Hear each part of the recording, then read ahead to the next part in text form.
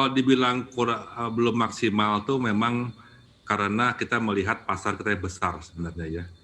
Tapi kalau saya melihat teman-teman banyak usahawan-usahawan di kita, mereka sudah boleh dibilang sudah berhasil punya branding ya, punya branding untuk industri halal. Khususnya misalnya di fashion ya, kemudian juga makanan minuman tertentu.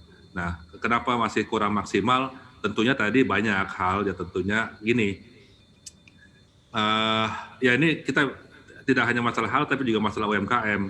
Uh, Kapasiti mereka tuh seringkali kalau pengen dapat order yang besar itu belum bisa memenuhi gitu kan. Nah, konsistensi daripada apa namanya persyaratan apa tuh namanya standar itu kadang-kadang bervariasi. Nah, ini yang sedang kita sentuh sekarang ini ya, sedang kita sentuh. Nah, kemudian ada pertanyaan mengenai apa yang sedang industrial dikembangkan.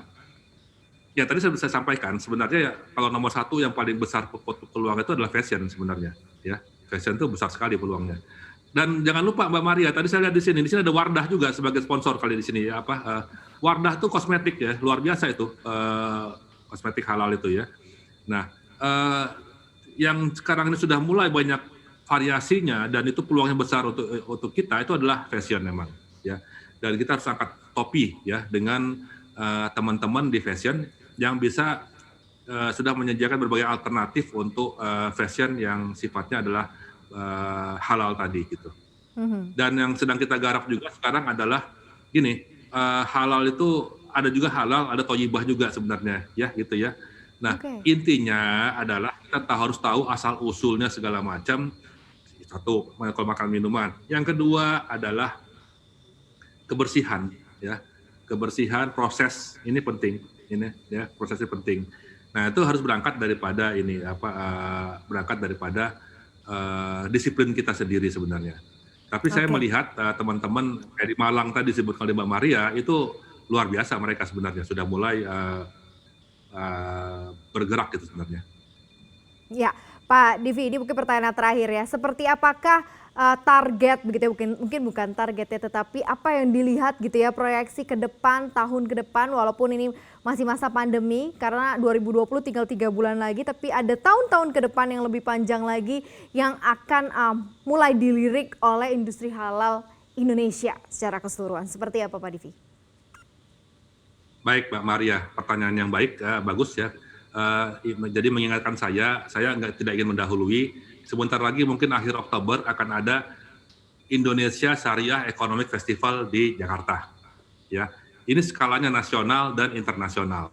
Ya, nah strategi-strategi secara khusus untuk menembus pasar internasional karena visi kita sangat kuat. Visi KN ini di bawah KN Komite Nasional Ekonomi Keuangan Syariah kita sangat kuat. Kita ingin menjadi negara produsen halal. Ya, nah bagaimana caranya? Itu nanti akan didiskusikan nanti di kita sebut ISEF namanya, Indonesia Syariah Economic Festival tadi ya. Bagaimana caranya menembus pasar internasional, bagaimana caranya mencari sertifikat halal, dan itu Indonesia ya, Indonesia tidak hanya Jawa Timur ya. Nah, kami ini kemarin Festiar itu boleh dibilang hanya